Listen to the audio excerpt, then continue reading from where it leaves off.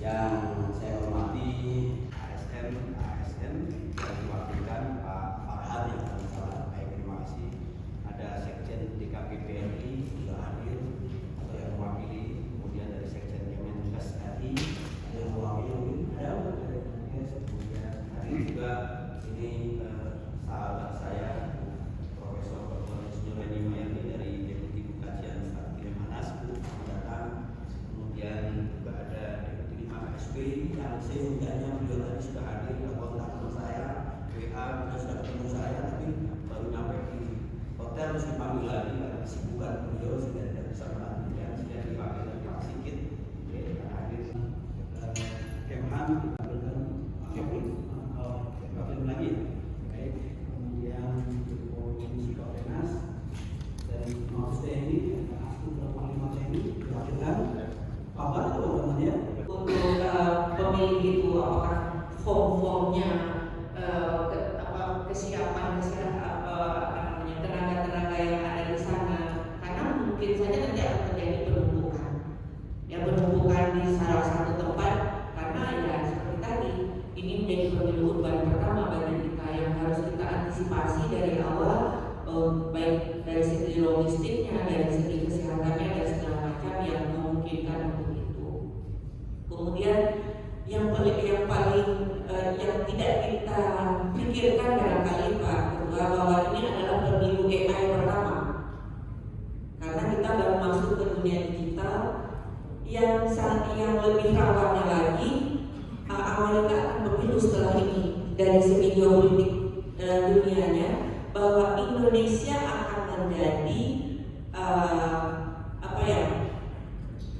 tempat menguji kematangan platform yang sebenarnya itu nanti akan mereka gunakan untuk pemilu Amerika, tapi mereka akan menguji kematangan platformnya di pemilu Indonesia. Nah, bisa kita bayangkan pertarungan di dunia digital nanti, dan saya yakin masing-masing capres akan bertarung lebih banyak di dunia digital dibanding di dunia fisik. Kalau kita lihat sekarang kayaknya seperti adem-adem aja ya, tetapi masing-masing tim digitalnya masih sudah bekerja. Pak Gubernur sering menyampaikan kepada kami bahwa TikTok itu sangat berperan pada pemilihan presiden di Filipina, dengan mengarahkan kampanyenya pada salah satu pemilihan itu jadi. Nah, yang platform seperti ini yang akan nanti bertarung di pemilu Indonesia. Nah, ini mungkin Kominfo atau PSS yang sudah kementerian dan lembaga yang terkait dengan digital ini mungkin lebih siap untuk kerawanan-kerawanan yang ditimbulkan oleh, bisa saja nanti di jam ketika kita terjadi pemilihan seperti tadi. Untuk internet aja kita belum, mungkin sampai hari ini kita belum siap 100%. Nah, gimana kalau seandainya di jam di tempat-tempat tertentu nanti gitu. Nah, ini kan antisipasi yang seperti itu. Pak Ketua, sekali lagi kami dengan Anas kemarin ketika Gubernur menyampaikan dari Desember 2022 setiap bulan kami lakukan kajian, dan itu kami sampaikan Presiden menyampaikan ketika terjadi sesuatu yang mengkhawatirkan, Gubernur diminta untuk melaporkan segera langsung ke Presiden. Kalau tidak, kami menginginkan setiap bulannya mitigasi seperti apa, risiko seperti apa. Nah, dari 9 bulan yang sudah kami amati, bulan Agustus ini kecenderungan, kalau dulu krisisnya masih di area moderat, untuk bulan Agustus ini sudah melewati. Kalau di tentara kata Pak Gubernur ini sudah siaga 2 kondisi di bulan Agustus. Jadi sekarang sudah masuk ke kondisi oranye. Artinya indikator-indikator yang kami amati termasuk pemilu ini sudah harus siaga 2. Jadi apa-apa yang sudah kita sampaikan, yang disampaikan oleh Bapak Ibu tadi, itu merupakan hal-hal yang sangat yang perlu diantisipasi jauh lagi sebelumnya. Seperti yang juga saya sampaikan ke Pak Ketua tadi, bahwa untuk logistik itu harus dipikirkan dari sekarang. Karena setiap pemilu kita menghadapi hal yang sama. Ketika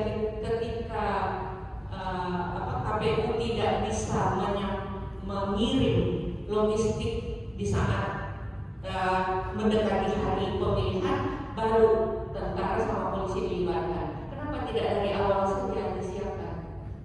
Bahwa itu bahwa peluang itu kira-kira akan terjadi. Kenapa tidak dari sekarang disiapkan untuk melibatkan kawan-kawan di daerah-daerah yang awal tadi? Apakah karena jauh, apakah karena kesulitan, gitu ya, kesulitan untuk mencapai wilayah itu, atau karena ada bencana di wilayah itu? Nah itu kan harus disiapkan dari sekarang.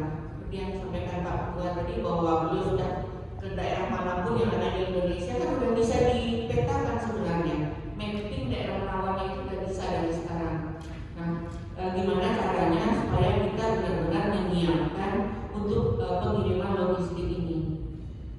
Kemudian dari segi kesehatan, seperti yang saya sampaikan tadi, karena ini adalah pemilu urban pertama, mungkin untuk di wilayah pendukung penyelenggara pemilu ini benar-benar harus disiapkan sehingga tidak terjadi lagi apa yang pernah terjadi di 2019 terkait dengan SDM pendukung atau penyelenggara pemilu ini.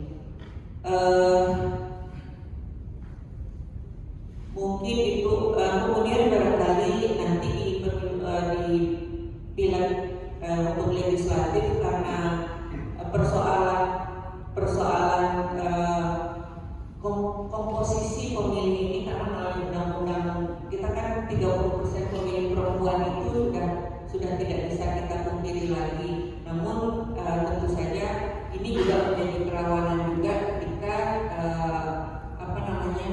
para partai politik ini tidak sesuai dengan komitmen mereka terhadap calon-calon peserta perempuan ini nanti.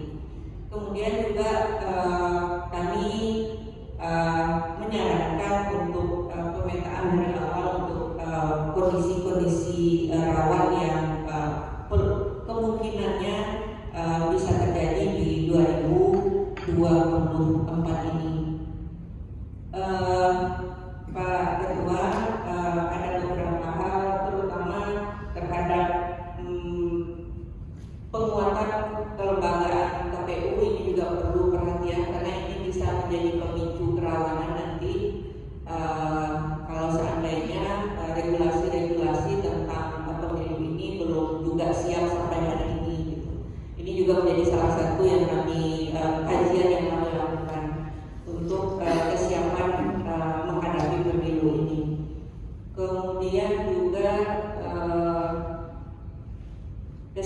kesiapan sistem, prosedur sarana prasarana pendukung, kemudian kesiapan para operator yang akan mengawaki pada hari H ini juga menjadi, kami tidak bisa menjelaskan secara detail, tapi saya yakin Bapak Ibu yang hadir di sini paham apa yang kami maksud, sehingga tidak terulang kembali persoalan-persoalan di 2019.